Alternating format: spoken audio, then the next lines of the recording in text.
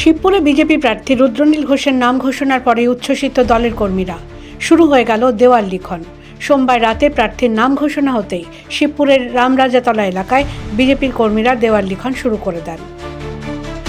কর্মীদের একাংশের বক্তব্য, বড় ব্যবধানে রুদ্রনীলের জয় নিশ্চিত করার লক্ষ্য নিয়েই তারা প্রচারে নেমেছেন।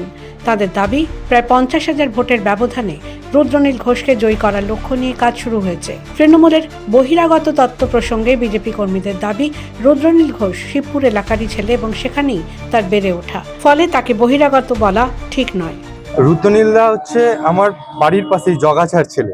শিবপুর বিধানসভার অন্তর্গত এই জগাছা থানার অন্তর্গত ওনার বাড়ি। তো তিনি পুরোপুরি আমাদের ঘরের ছেলে। আর আমাদের রাজ্য নেতৃত্ব বলুন বা কেন্দ্রীয় নেতৃত্ব যে রুদ্রনীলদাকে আমাদেরকে ঘরের ছেলেকে আমাদের প্রার্থী করেছে, তার জন্য যেরকম এলাকার মানুষও ভালোই খুশি হয়েছে। আর আমরা তো সমস্ত দলের কার্যকর্তারা আমরা প্রচুর খুশি এটাতে। 4 মেতে টিএমসি কে বিদায় দিচ্ছি এবং শিবপুর বিধানসভায় ভারতীয় জনতা পার্টির প্রার্থী রুদ্রনীল ঘোষ দাদাকে 50,000 ভোটে আমরা লিড দেবো। আমাদের পার্টি রেজিমেন্টাল দল, সাংগঠনিক দল। রুদ্রদা আমাদের ঘরের ছেলে, নিঃসন্দেহে এটা খুব ভালো খবর। কিন্তু আমরা সিম্বলে লড়ি। আমাদের পদ্মফুল হচ্ছে সিম্বলই হচ্ছে আমাদের প্রতীক এবং সিম্বলেই আমরা লড়ি। এবং প্রার্থী কে হলো না হলো সেটা বড় কথা নয়, ঠিক আছে?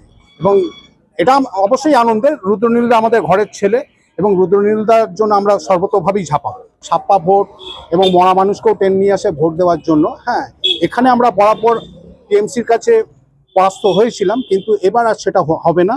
এটা আপনারা লিখে রাখতে পারেন বা বলতে পারেন।